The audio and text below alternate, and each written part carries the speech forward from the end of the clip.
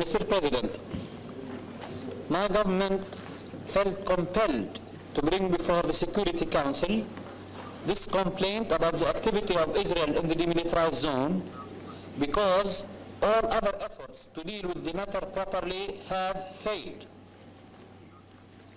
The Israelite authorities have refused to abide by the decision of the United Nations Chief of Staff in the area, who instructed them to stop the works in the zone demilitarized and internationally controlled as being undertaken in contravention of the Syrian-Israeli General Armistice Agreement. He sought, after his decision, for several weeks to remind these authorities of their international responsibilities, but he did so in vain. The United Nations Chief of Staff has summed up the object of the dispute, his decision concerning it, and in a way the efforts that he has undertaken in order to implement it. He did so in his report transmitted to the Council in document S3122 dated the 23rd of October and its annexes. Israel started to act, therefore, with no real authorization. Upon his return, the United Nations Chief of Staff investigated the situation and on September 23rd instructed Israel to stop the works in the demilitarized zone as being in contravention of the Armistice Agreement.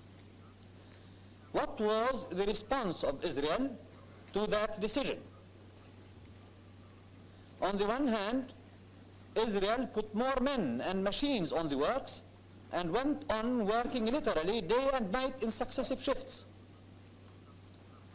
On the other hand, it started an argumentative give and take with General Beneki, in which the Israelite authorities were trying to woo him by declaring their respect to the armistice, while they remained argumentative in a way to create delays with no other results except the continuation and the development of the works. It is evident from the report that the initial information given by the Israelite authorities to the acting chairman on September 2nd were inaccurate and deceitful. The project was called the Northern Irrigation Project. Later, it turned out to be a canal leading the waters of the Jordan away from the demilitarized zone into Israelite-held territory with no object of irrigation in the north of the zone. At a later stage, when the nature and scope of the project became better known, Israel changed its tactics to the habitual method of argumentation and brought into the zone more of its paramilitary forces to enforce its action. At last, we had to send to the Security Council our letter of the 12th of October calling attention to the matter, and our letter of the 16th of October asking for an urgent consideration by the Council of this dispute.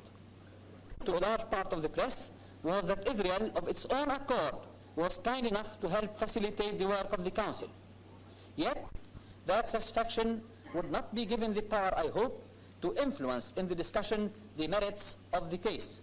It certainly did not influence our opinion. Indeed, the very dam which was made, the concrete dam which replaces the stone-built one is being done on Arab land, and it is one of the serious matters that should be considered. The works are only suspended, and only suspended with them are the attending tensions which they have created in the area.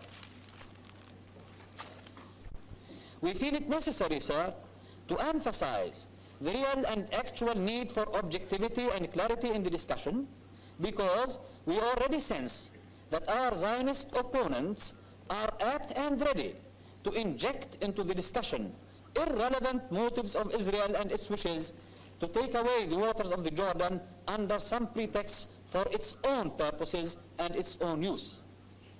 At one time, Syria was made to look opposed to constructive and useful projects for irrigation, now opposed for the same project but on hydroelectric power. We too could have constructive projects on the Jordan waters, but the motives and wishes of Israel, and for that matter of Syria too, are not to serve as criteria of international action and discussion. terms of this agreement being dictated exclusively by military and not by political considerations. Also, the text of Article 5 apply to this situation. It is clear, therefore, that neither side in the armistice agreement can gain under the armistice any military or political advantage, and that the agreement did not prejudice the rights, claims, and positions of either party.